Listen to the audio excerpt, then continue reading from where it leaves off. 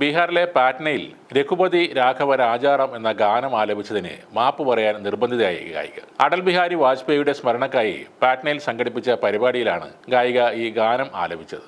മഹാത്മാഗാന്ധി സ്ഥിരമായി ആലപിക്കാറുണ്ടായിരുന്ന മതസൗഹാർദ്ദത്തിന്റെ പ്രതീകമായ ഈ ഗാനം ആലപിച്ചതോടെ സംഘപരിവാർ പ്രവർത്തകർ പ്രതിഷേധവുമായി എത്തുകയായിരുന്നു. പ്രതിഷേധം ശക്തമായതോടെ മാപ്പ് പറയാൻ ഗായിക നിർബന്ധിതയായി. മെയിൻ അടൽ റഹൂംഗ എന്നായിരുന്നു ഈ പരിപാടിയുടെ പേര്. ഈശ്വർ അള്ളാ തേരേനാം എന്ന് പാടിയതിന് പിന്നാലെയാണ് ഗായികക്കെതിരെ പ്രതിഷേധം കനത്തു വന്നത്. പാറ്റ്നയിലെ ബാപ്പു സഭാഗർ ഓഡിറ്റോറിയത്തിലാണ് ഈ സംഭവം നടന്നത്. ഗായികയായ ദേവിയാണ് ഇത്തരത്തിൽ അധിക്ഷേപം നേരിട്ടത്. പ്രതിഷേധം ശക്തമായതോടെ ഈശ്വർ അള്ളാ തേരേനാം എന്നത് ശ്രീ രഘുനന്ദൻ ജയ് സിയാറാം, ജാനകി വല്ലഭ് സീതാറാം എന്ന് ദേവി മാറ്റി പാടി നോക്കിയെങ്കിലും പ്രതിഷേധക്കാർ ഗായികയ്ക്കെതിരെ ജയ് ശ്രീറാം വിളികൾ ഉയർത്തുകയായിരുന്നു. പരിപാടികളുടേതായി സമൂഹ മാധ്യമങ്ങളിൽ പ്രചരിച്ച വീഡിയോകളിൽ ഗായികയെ വേദിയിൽ നിന്ന് ഇറക്കി വിടുന്നതായും കാണാവുന്നതാണ്. പരിപാടിയുടെ സ്ഥിതിഗതികൾ മോശമായതോടെ മുൻ കേന്ദ്രമന്ത്രി അശ്വിനി ചൗബെ സ്ഥലത്തേക്ക് വരികയുണ്ടായി. അതിന് പിന്നാലെയാണ് ഗായിക മാപ്പ് പറയേണ്ടി വന്നത്. ശ്രീരാമന് വേണ്ടിയാണ് ഞാൻ ഈ പാട്ട് പാടിയത്. ഇന്ത്യൻ സംസ്കാരം വിശാലമായ ഹൃദയമാണ്. ഞാൻ നിങ്ങളെ വേദനിപ്പിച്ചെങ്കിൽ ക്ഷമിക്കണം എന്നാണ് ഗായിക ദേവി പറഞ്ഞത്. മുൻ മന്ത്രിയെ കൂടാതെ